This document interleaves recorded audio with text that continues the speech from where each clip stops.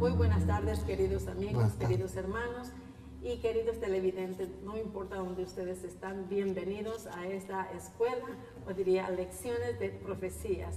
Y esta tarde estamos estudiando a Esdras. Pero antes de comenzar, queremos darles una cordial bienvenida al hermano Sebastián. ¿Cómo está usted? Muy bien, gracias a Dios, hermano. Muy bien, gracias, pastor. ¿Cómo está usted? Bienvenido. Bien, gracias. Ahora sí, vamos a comenzar con el estudio de Esdras. Pero antes de comenzar esta lección, queremos recopilar lo que habíamos estudiado la semana pasada. La semana pasada estudiamos acerca de la salida de Israel de Babilonia, que salieron prácticamente con la orden del rey a reedificar el templo de Jerusalén, un templo el cual era dedicado al Señor, a Dios Jehová.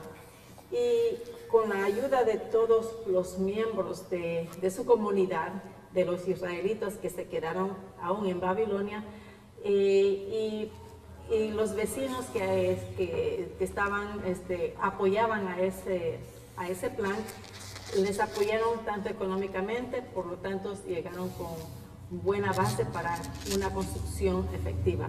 Así es que, y el tema de hoy se trata colocando la base para el templo. Y la primera pregunta es, ¿qué hizo el pueblo entonces en el séptimo mes? ¿Y por qué el séptimo mes, hermano Sebastián? Bien, buenas tardes, queridos hermanos. Donde se encuentren, un feliz sábado, Dios les bendiga. Nos sentimos felices y gozosos de estar en contacto con ustedes y que ustedes nos sintonicen también. Gracias por su paciencia y su comprensión. Bien, para comenzar con este capítulo 3 de Esdras, es interesante considerar el versículo 1 de Esdras capítulo 3.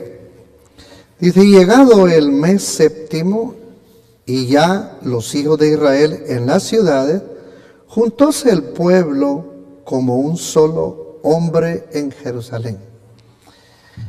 Tenemos aquí que habíamos estado pensando de que anteriormente habíamos considerado, y vamos a ver el número 29:7 para entrar en el tema de esta reunión tan especial que tenían los hermanos en ese tiempo. Vamos al libro de número 29:7.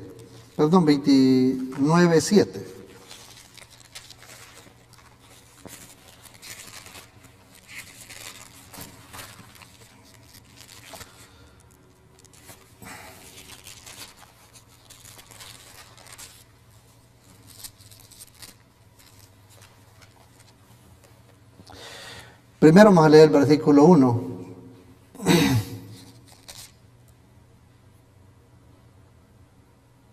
Dice, en el séptimo mes, al primero del mes tendréis santa convocación.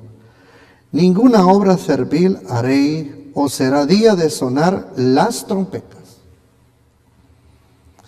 Tenemos aquí que el pueblo se reunió para festejar una fiesta en el primer día del mes séptimo. El mes séptimo, hablando aquí, estamos hablando del mes o del año civil. El mes séptimo para el tiempo de nosotros, o el tiempo en que el pueblo judío estaría llevando a cabo una santa convocación. Estamos hablando como entre el 20 o 21 de septiembre y octubre. Es el inicio de que ellos estaban queriendo comenzar el año civil. Y qué mejor que empezar con una santa convocación, como lo señalaba el ejemplo que había venido dando Moisés anteriormente. Dice que el pueblo se juntó todo a un solo pensamiento, como hemos visto en el capítulo 3, verso 1, y todos tuvieron esta santa convocación, como también lo muestra el libro de Levíticos 23, 24 y 25. Podemos echar un vistazo para encontrar estas solemnidades que tenía el pueblo de Dios para reencontrarse con Dios. Levítico 23, versículos 24 y 25.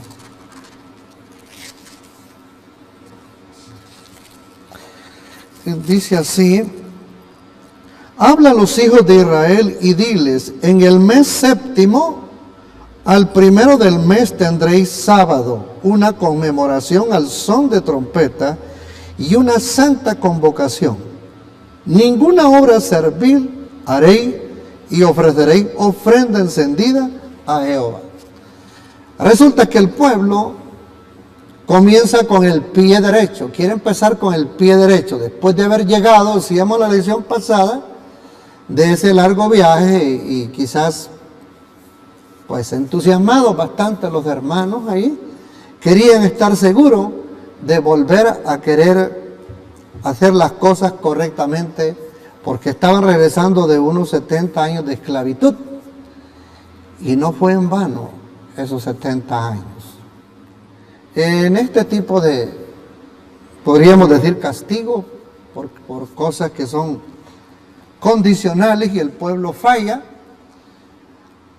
algunos que en realidad no la merecen tienen que sufrirla. Y los que se habían estado portando mal, ya estando en el exilio, ya fuera el cautiverio, llegan a comprender que volver a reanudar lo que un tiempo ellos practicaban les trae un mayor acercamiento a Dios. Y qué mejor que nos va diciendo el capítulo 3, versículo 1, que el pueblo quería congregarse y ofrecer sacrificios a Dios, en primer lugar, para comenzar una hermosa obra que Dios les iba a encargar. Pastor, ¿cómo se llamaban las fiestas que ellos celebraban para esa fecha?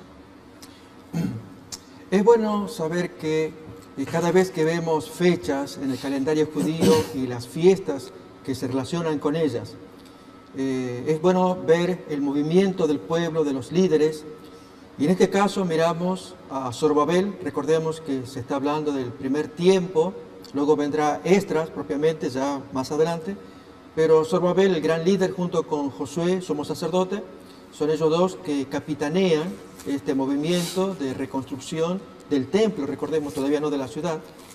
Y entonces cuando ellos vienen por el 536, que ya entonces comienza, es el primer año desde el edicto de Ciro para venir acá, de repatriación, fijémonos que el texto de Esdras 3 dice en el versículo 1 que en el mes séptimo, por lo tanto algo pasa en ese mes séptimo. Leemos así, en Esdras capítulo 3, versículo 1, texto que se leyó, pero solamente apenas lo repasamos también. Dice: cuando llegó el mes séptimo, y estando los hijos de Israel ya establecidos en las ciudades, se juntó el pueblo como un solo hombre en Jerusalén. Se juntó porque era el tiempo de la sagrada fiesta que en ese mes se debían hacer. Y eran varias fiestas. Recordemos que el mes séptimo trae por lo menos 4 sábados ceremoniales muy importantes. En el primer día se tocaban las trompetas, se llamaba así la fiesta de las trompetas. Era la preparación y el anticipo de un día solemne que vendría 10 días más tarde. Esto es en el día 10º, la fiesta de expiación, donde allí Dios les perdonaba a todos una vez al año los pecados cometidos, y era muy importante hacer sacrificios allí para ello. Y luego, desde el día 15 al 22 de ese mes séptimo otra vez, tenemos la fiesta de los tabernáculos. Los sábados ceremoniales entonces son el primero, el 10º, el día 15, el primero de esa semana de los tabernáculos, y el último también, el día 22.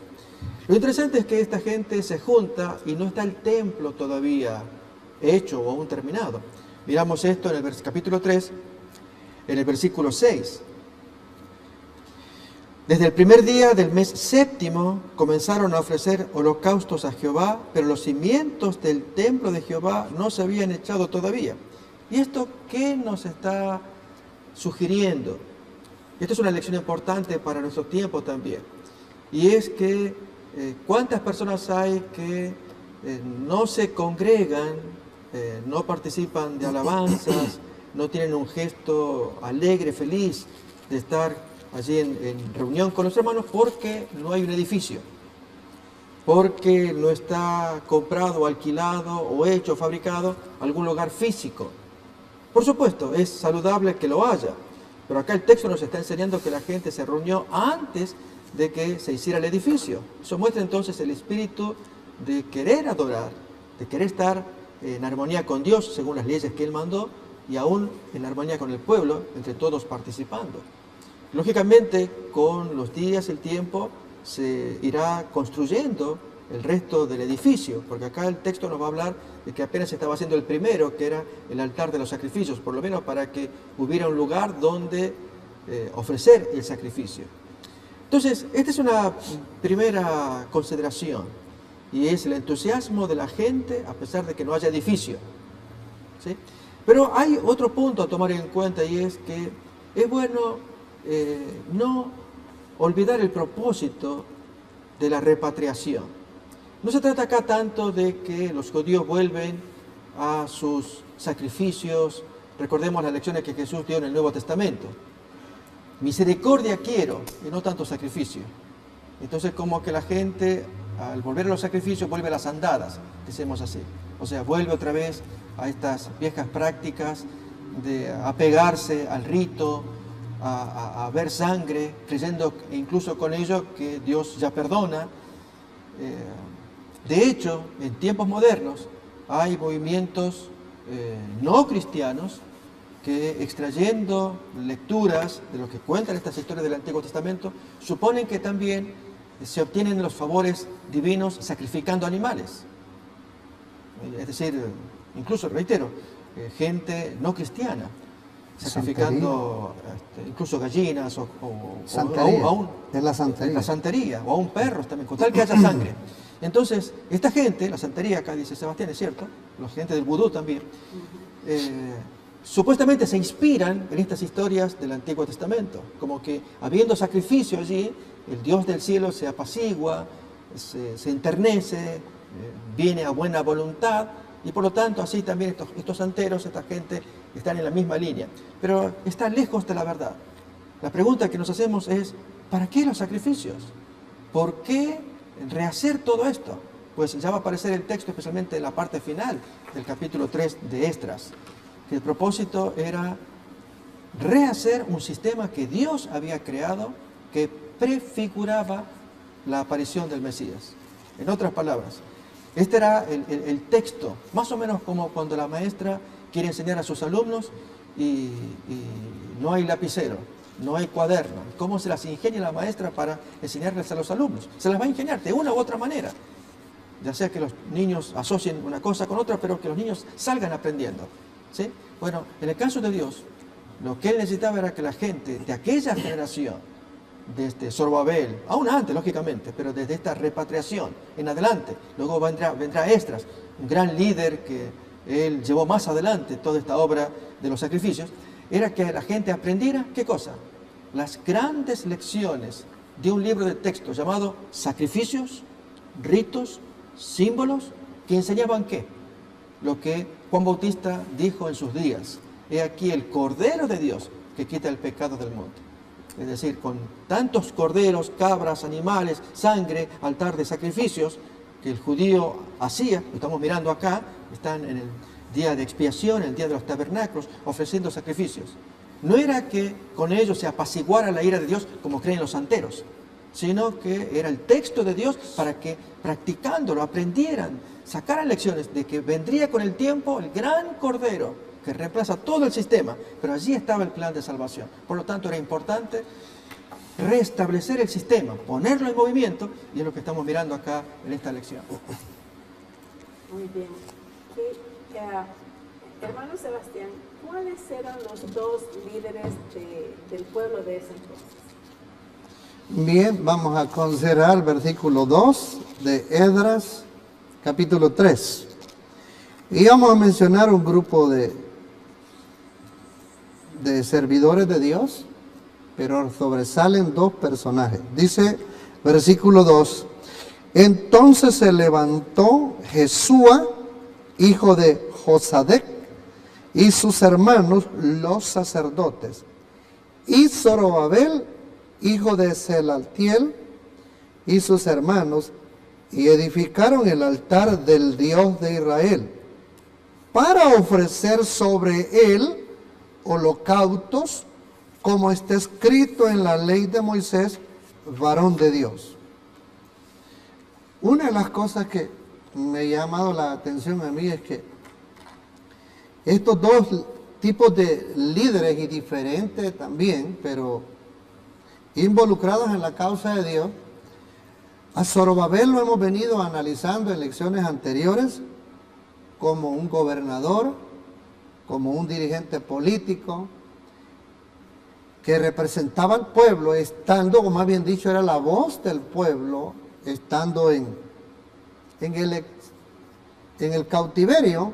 Y también teníamos a este joven Jesúa, que más tarde viene siendo considerado como Josué, varón que representa un liderazgo espiritual para el pueblo.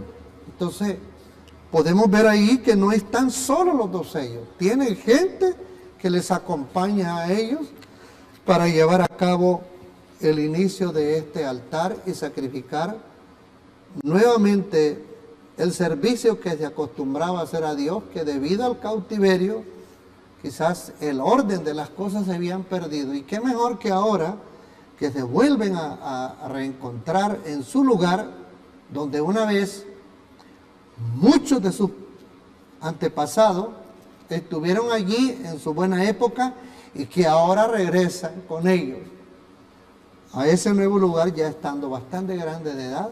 Pues ahora estos jóvenes son los que van representando al pueblo en distintas ocupaciones que Dios les ha dado. Así es que todos juntos, dice el versículo 2, edificaron el altar del Dios de Israel para ofrecer sobre él holocaustos, como está escrito en la ley de Moisés, varón de Dios. Así es que es bien importante considerar el liderazgo de todos aquellos que Dios llama a su servicio.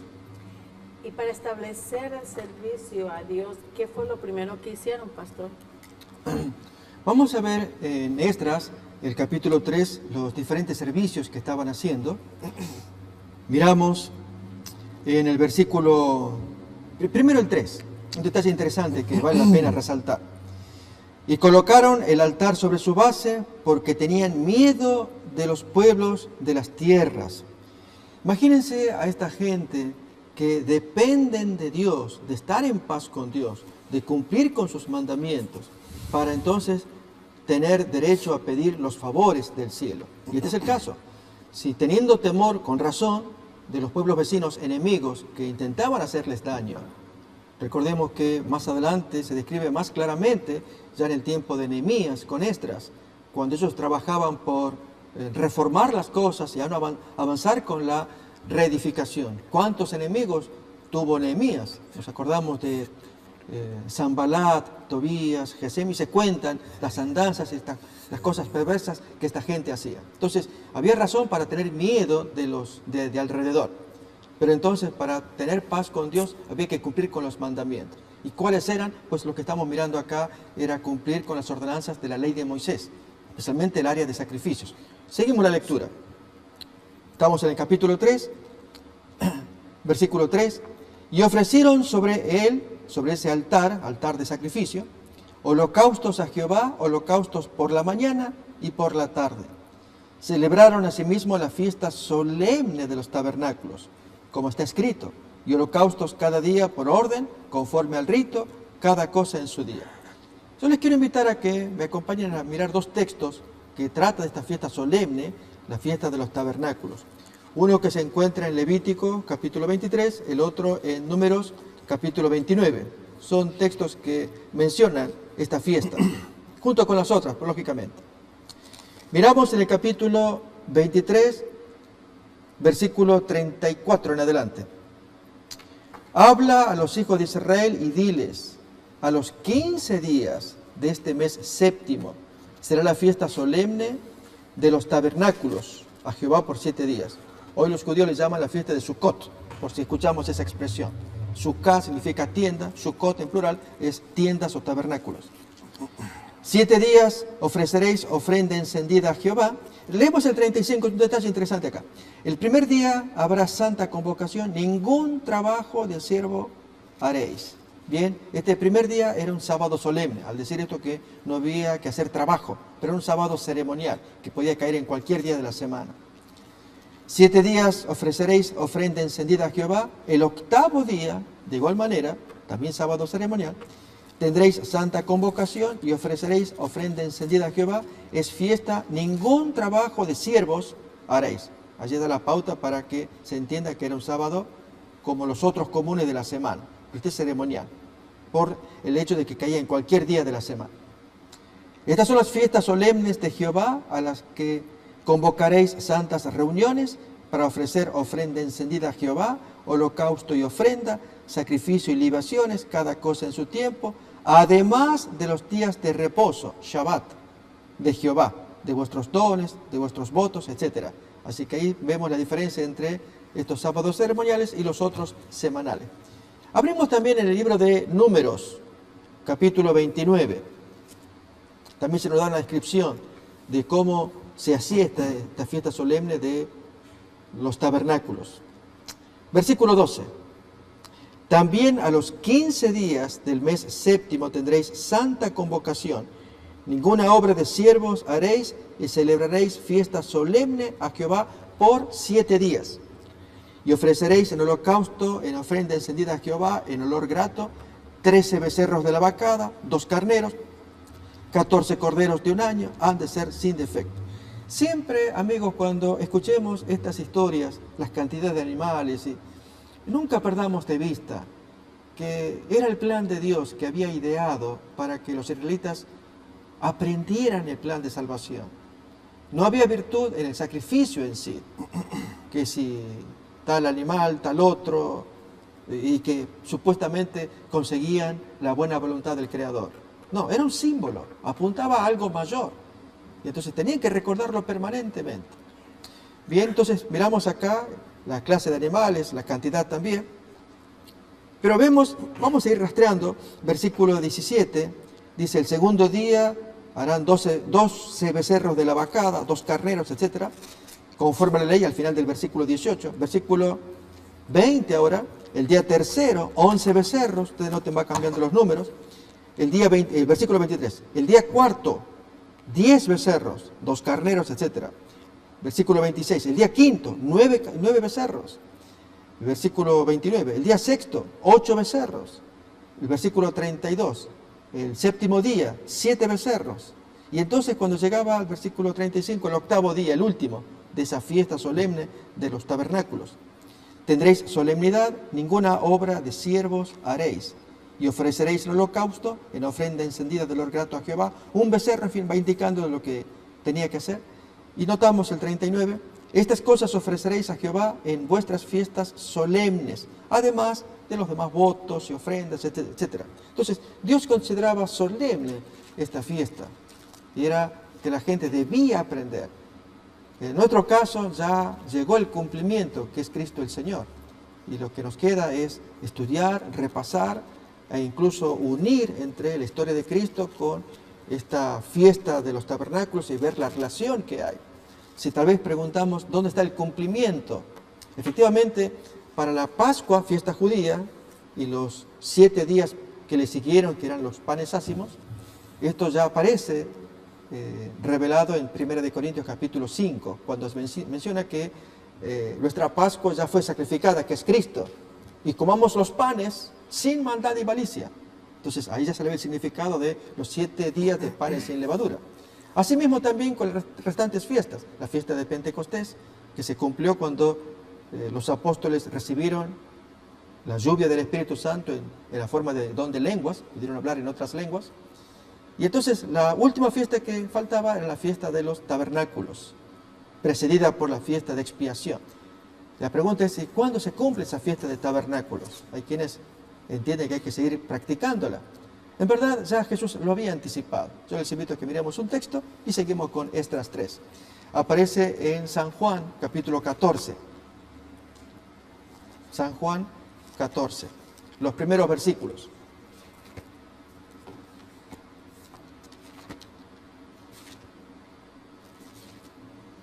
No se turbe vuestro corazón, creéis en Dios, creed también en mí. En la casa de mi Padre muchas, ¿qué dice allí? Moradas. Muchos tabernáculos hay, muchas tiendas hay. Es lo que el Señor está queriendo decir acá. Si así no fuera, yo os lo hubiera dicho. Voy pues a preparar una tienda, una carpa para vosotros. Es decir, está usando la figura de cómo eran las tiendas durante los 40 años que el pueblo deambulaba en el desierto hasta llegar a la tierra prometida. Y llegado a la tierra prometida, debían recordar ese evento, cómo Dios los cuidó, los protegió, y entonces hacer esta fiesta, porque Dios lo había ordenado. Pero a la vez era un símbolo de la gran carpa que nos espera, que es la morada en el cielo, estar directamente en la presencia de Dios, algo que está por venir. Pero mientras tanto, están los preparativos que hay que hacer, como se le pidió a Zorobabel, a su generación: hagan las cosas como yo les mandé. Ellos lo hacían en forma de símbolos. Nosotros estamos esperando cumplir una realidad. Hermano Sebastián, ¿cómo se le llamaba a esa fiesta que se le estaban celebrando los judíos en ese entonces? Bien, quisiera invitarlos que busquemos Deuteronomio 16, versículo 13.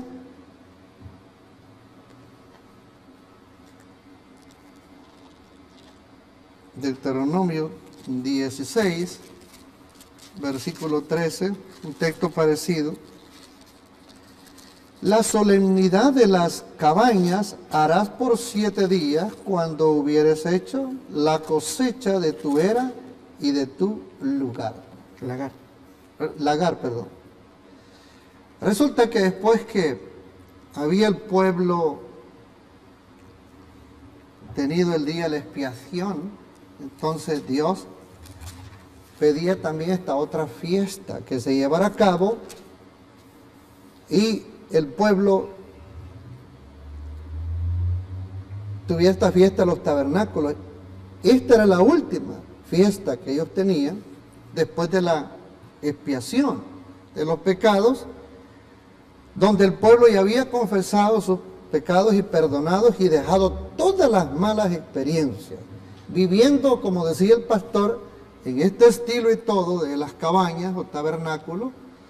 Y una vez que el pueblo había sido perdonado y todo el mundo había puesto las asperezas de los problemas individuales que hayan podido haber o malos entendidos, el pueblo se congregaba de esta manera y festejaban esta alegría, este gozo, porque Dios de acuerdo a este sistema les había perdonado y les daba la oportunidad de continuar en adelante, caminar por esta senda y recibir el perdón de parte de Dios y convivir juntos como hermanos sin ninguna diferencia más. Así es que eran consideradas las fiestas de las cabañas, ¿no? Tabernáculos, ¿verdad? Tiendas enramadas, ¿verdad? Así es. Sí. Así Quiero que, leerles algo que estuve investigando aquí. Dice: originalmente se había establecido esta fiesta como recordatorio de los 40 años que los judíos habían estado peregrinando alrededor del mismo lugar en el desierto. Después de estar en el exilio, el pueblo de Dios una vez más había podido regresar a su patria querida y vivió en tiendas hasta que pudo construir las moradas permanentes, de las cuales llegaron a ese lugar, ¿verdad? Ahora, pastor, ¿cuántas fiestas y cómo se las celebraban? ¿Cuántas fiestas había y cómo las celebraban? Muy bien. Abrimos el texto de Deuteronomio capítulo 16, que apenas acabamos de leer hace un momento. Allí nos trae una idea.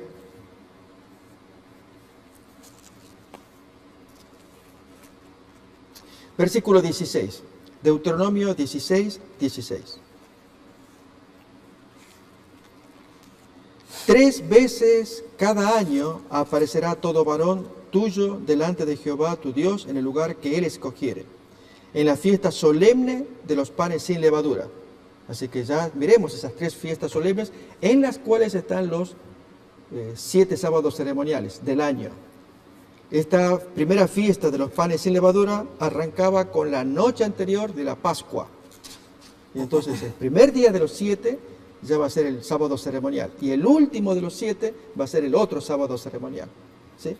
Muy bien, entonces tenemos la fiesta solemne de los panes sin levadura, precedido por la Pascua otra vez. Luego entonces estará la fiesta solemne de las semanas, que es Pentecostés. Esto entonces son 50 días después de aquel primer sábado ceremonial. Y entonces la tercera y última fiesta, la fiesta solemne de los tabernáculos, precedida por 2 fiestas anteriores. Esta fiesta de los tabernáculos iba desde el día 15 al día 22, pero precedida por la fiesta del día de expiación, día número 10, y la fiesta de las trompetas, día 1 del 7º mes. Entonces, esas 3 fiestas, Dios las consideraba muy importantes, donde todo el mundo tenía que presentarse allí para adorar a Dios. Y ninguno se presentará delante de Jehová con las manos vacías, completa el texto. Cada uno con la ofrenda de su mano, conforme a la bendición que Jehová tu Dios te hubiera dado. Entonces Dios otorgaba la bendición a toda esta gente en tanto cumpliera este mandato de presentarse delante de Dios en esas 3 fiestas en el año.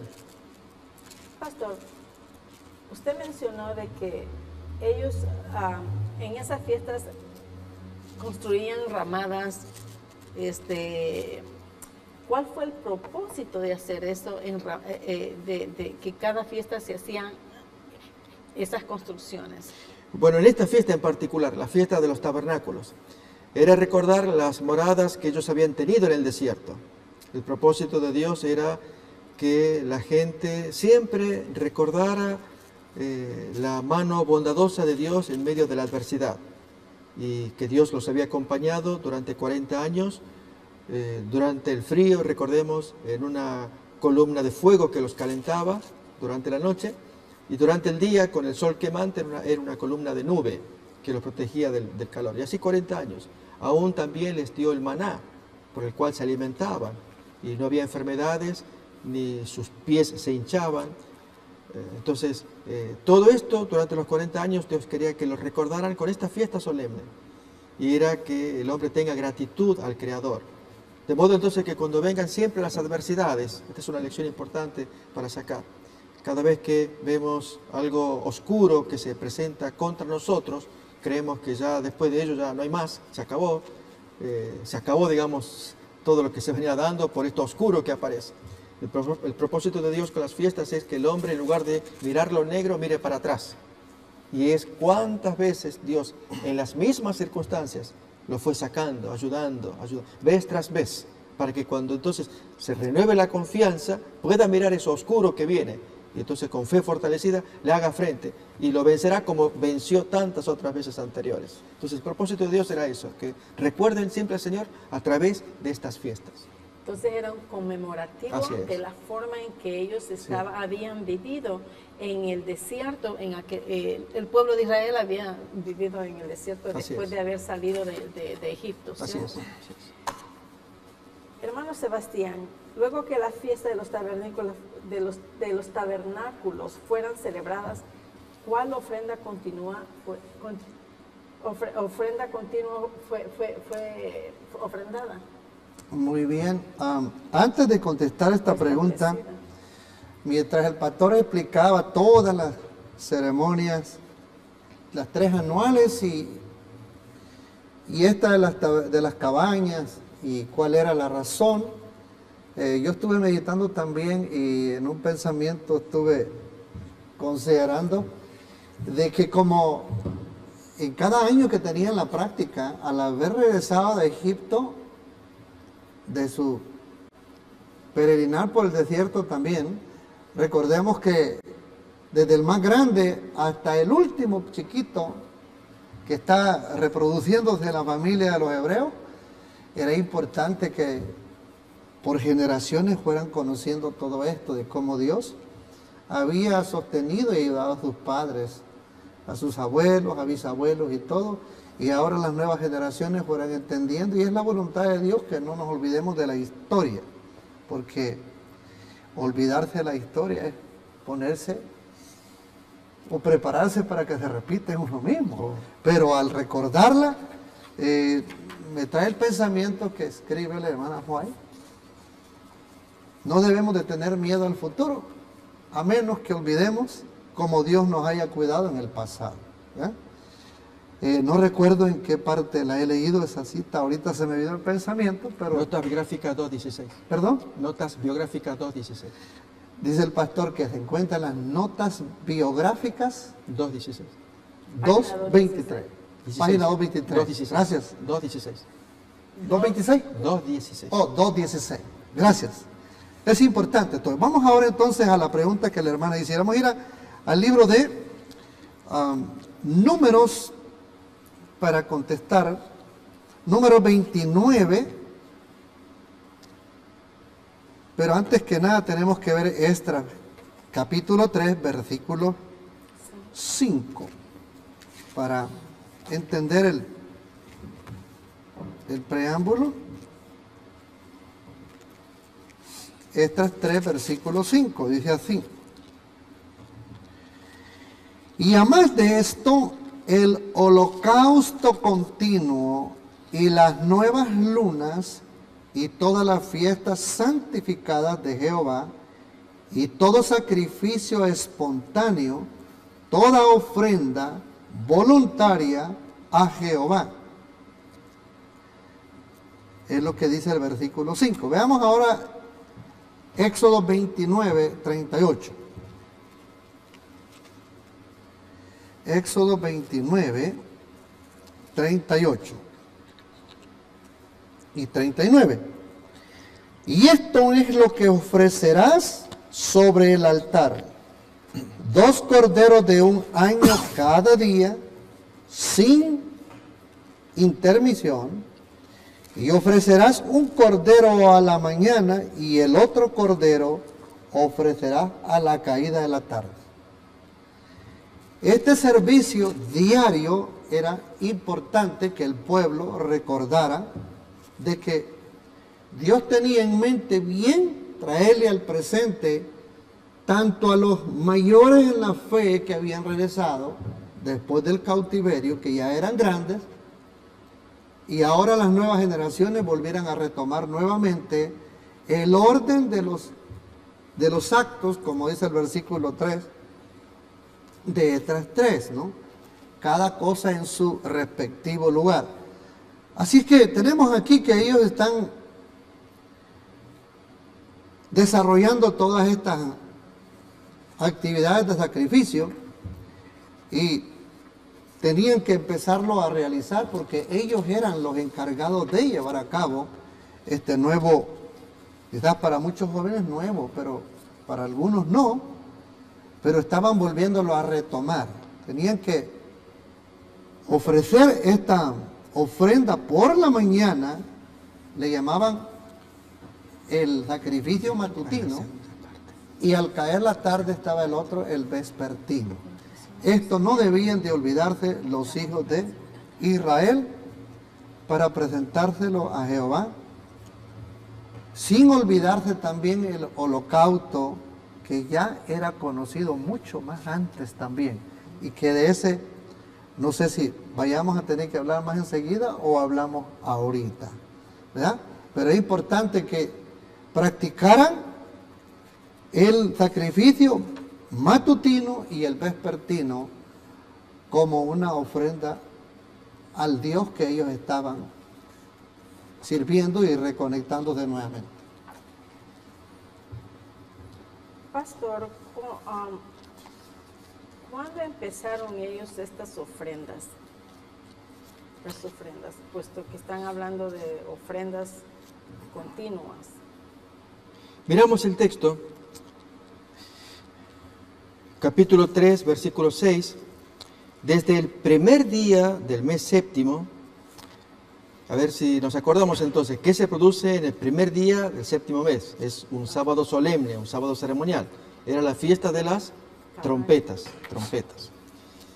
comenzaron a ofrecer holocaustos a Jehová, pero los cimientos del templo de Jehová no se habían echado todavía.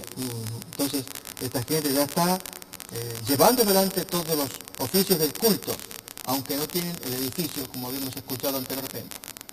Notemos que al hacerlo tal como Dios pide, que el séptimo mes, fue la orden que Dios dio, por algo lo dio. E incluso uno se pone a pensar que se traía el Señor. Bueno, al ponerlo en el séptimo mes y hacer más sábados ceremoniales que los otros meses del año, y sábados sumamente importantes como el día de la expiación y aún el de las cabañas también. Por lo cual ellos obtenían el favor de Dios. Lo cierto es que la gente, al echarle ganas, al participar de estas cosas, hace lo que Dios quiere. Y es que ellos manifiesten gratitud. Que esta es la forma en cómo ellos van a... Quiero invitar a que veremos un texto, algo parecido respecto de cómo Dios crea recuerdos. Es decir, Él quiere que se celebren cosas recordando eventos salvíficos importantes.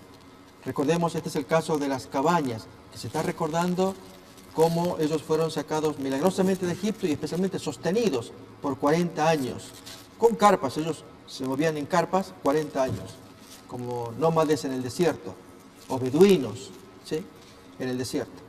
Entonces, miremos acá en este texto de Josué capítulo 4, una historia interesante para ver entonces cómo Dios quiere que se hagan las cosas para recordar eventos salvíficos. Entonces, yo les invito a que miremos Josué capítulo 4 y que esto sirva como un antecedente muy interesante de que Dios fija el hecho, que lo practiquen para recordar algo. 4.1 dice: Cuando toda la gente hubo acabado de pasar el Jordán, Jehová habló a Josué diciendo: tomad del pueblo 12 hombres. Así que ya habían pasado el río Jordán, entonces van caminándose hacia la primera ciudad, que era Jericó. Ese era el primer botín para tomar. Sí, eso viene poquito después. Y mandadles diciendo: tomad de aquí, de medio del Jordán, del lugar donde están firmes los pies de los sacerdotes, 12 piedras, las cuales pasaréis con vosotros, y levantadlas en el lugar de donde habéis de pasar la noche. Entonces Josué llamó a los 12 hombres a los cuales él había designado de entre las tribus de Israel, uno de cada tribu, y les dijo Josué: pasad delante del arca de Jehová vuestro Dios a la mitad del Jordán. Noten, allí en medio del río, hacer la construcción. Ya el río estaba casi llano, por lo cual pudieron pasar. Y cada uno de vosotros tome una piedra sobre su hombro, conforme al número de las tribus de los hijos de Israel, para que esto sea señal entre vosotros. Y cuando vuestros hijos preguntaren a sus padres mañana diciendo: ¿y qué son esas piedras? ¿Qué significan? Los papás les puedan responder que las aguas del Jordán fueron divididas delante del arca del pacto de Jehová. Cuando ella pasó el Jordán, las aguas del Jordán se dividieron. Y estas piedras servirán de monumento conmemorativo a los hijos de Israel para siempre. Una historia muy bonita, un poquito más. Los hijos de Israel lo hicieron así, como Josué les mandó. Tomaron 12 piedras de en medio del Jordán, como Jehová lo había dicho a Josué, conforme al número de las tribus de los hijos de Israel, y las pasaron al lugar donde acamparon.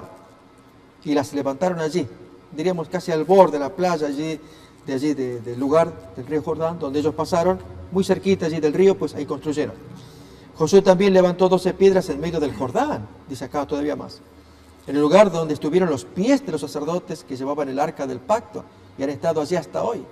Y los sacerdotes que llevaban el arca se pararon en medio del Jordán hasta que se hizo todo lo que Jehová había mandado a Josué que dijese al pueblo, conforme a todas las cosas que Moisés había mandado a Josué.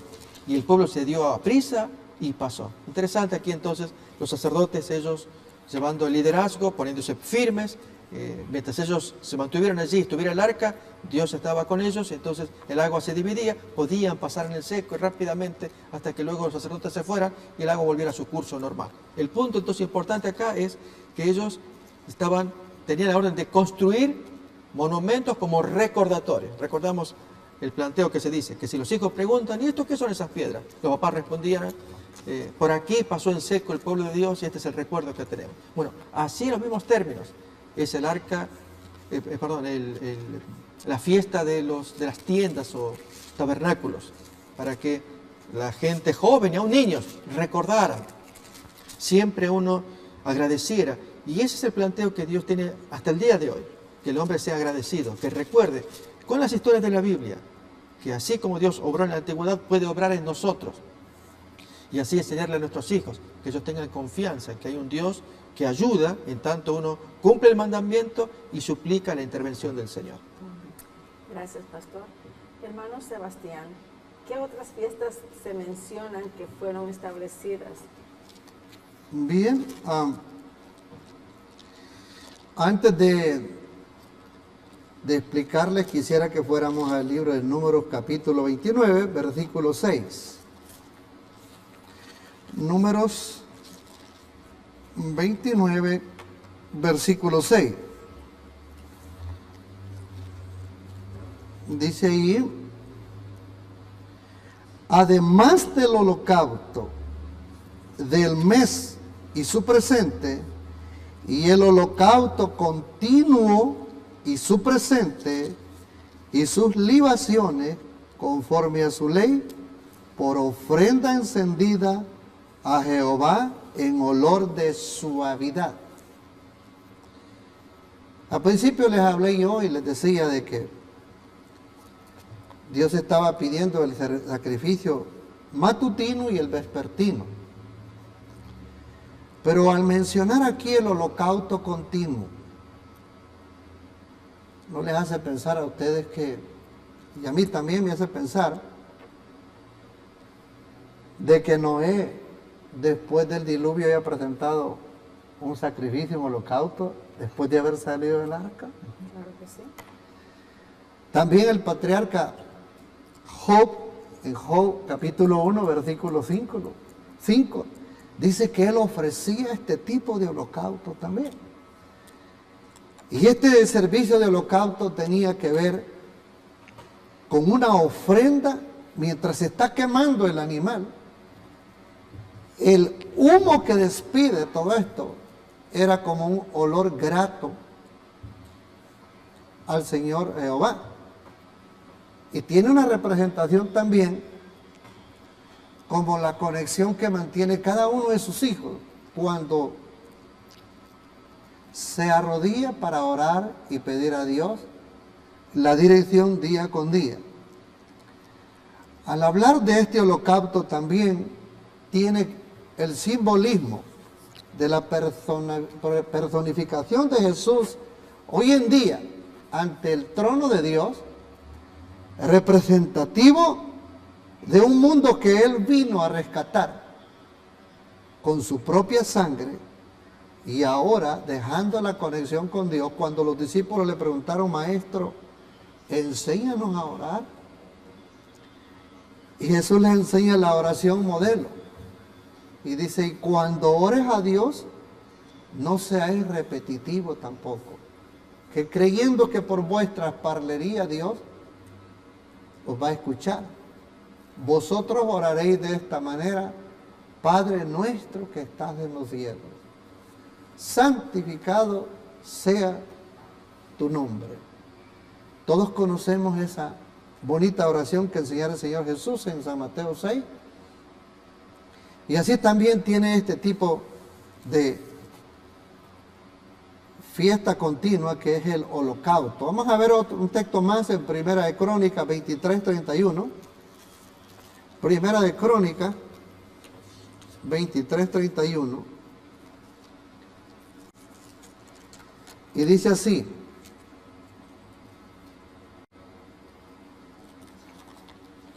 versículo 30.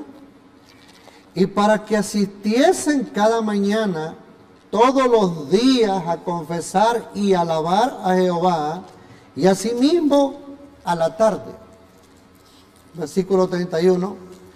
Y para ofrecer todos los holocaustos a Jehová los sábados, nuevas lunas y solemnidades, por la cuenta y forma que tenían continuamente delante de Jehová. ¿Cuál era el año o cómo es la forma que tenían los judíos de dirigirse para con Dios? No era sino a través de comprender la luna y cómo tenían que dar el séptimo mes, el día primero, el arranque de la fiesta de las trompetas, comenzando con una luna nueva. Entonces, la fiesta de los sacrificios con los holocaustos y las lunas nuevas, debía estar presente todo eso. ¿Cuántas lunas nuevas eran? Pastor. A ver, vamos a repetir la pregunta o leer el texto.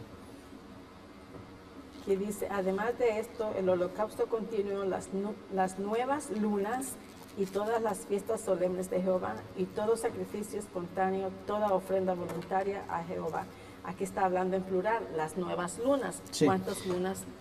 Las nuevas lunas son las lunas con las cuales empieza el mes judío. Recordemos que el año judío es un año lunar, Solar. pero también lunisolar. Esto significa que se guían básicamente por las lunas nuevas, no la luna llena, es la luna Recién salida. es la que está saliendo, la que está queriendo que despuntar. Entonces cuando miran esa luna, que llamamos nueva, entonces a partir de ahí comienza el mes judío, pero he aquí que como no coincide con el año solar, de 365 días, la lunación, esto es de luna nueva a otra luna nueva, son 28, 29 días también, dependiendo. Entonces se llega aproximadamente como a menos de 360 días en el año, un año lunar, comparado, e incluso menos que 360, comparado con el año solar de 365. Muchas veces llega hasta 355. Entonces, ¿cómo se hacía esta armonía? Y más que nada porque el judío tenía que llevar sus fiestas en base a las lunas, pero las fiestas, muchas de ellas tenían que ver con cosechas. Y la cosecha no podía hacerse sino si despuntaba la cosecha en sí, guiándose por las lunas. Y entonces allí es donde tuvieron que agregar, debido a la carencia del año lunar contra el año solar, son 10 días aproximadamente de diferencia entre 355 y feria a 365, entonces 10 días, cada 3 años entonces ellos le agregaban un mes más, que se llamaba el segundo Adar. El último mes era el mes de Adar, entonces el mes número 13 del año lunar era el segundo Adar, entonces con eso completaban y se hacía el equilibrio entre el año lunar y el año solar, pero eso se llama año lunisolar porque le agregaban ese mes cada 3 años. ¿A qué le llaman novilunio? Justamente es eso. El novilunio es el nombre para luna nueva. Y esto es que cada mes ellos tenían que celebrar allí esa fiesta. Tanto que en algunas partes hay un texto donde dice, no es luna nueva, ¿por qué te tienes que ir? Entonces, era una fiesta donde era una gratitud a Dios porque empezaba un mes. Y siempre el israelita, había meses importantes, recordemos, fiestas como el tercer mes de Pentecostés, tiene relacionado con cosechas, como el séptimo mes con más razón, también relacionado con cosechas. Pero los otros meses del año, aunque no había fiestas ceremoniales, sí estaba permanentemente el novilunio o luna nueva, que era el reconocimiento mensual. Mientras aparecía la luna y comenzaba el mes, era el reconocimiento a Dios, y en esas lunas nuevas también había sacrificios. Pero estas no son las nuevas, estas no son las fiestas solemnes, ¿no? Esta luna nueva no está incluida No, en las fiestas solemnes. las fiestas solemnes, de paso vamos a mirarlas acá. Voy a invitar a que abramos aquí nomás en Esdras capítulo 3, versículo 5.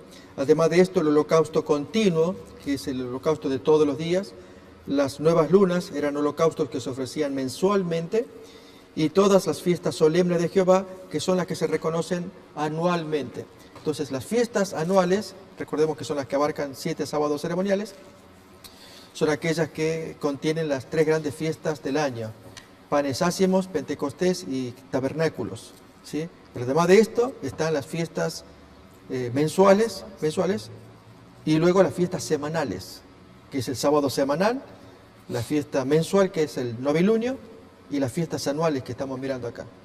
Y esas en las fiestas anuales vienen las Pascuas, las Sí. expiaciones. Sí, las fiestas anuales, entonces tenemos Pascua, que es el preámbulo de la fiesta de las semanas. Recordemos que era apenas una noche nada más la Pascua, era comer la comida, y a partir de ahí arranca 7 días muy sagrados de los panes sin levadura, se dice así. 50 días más tarde Pentecostés, y en el séptimo mes, entonces 4 sábados ceremoniales, ahí estaban los tabernáculos. Muy bien.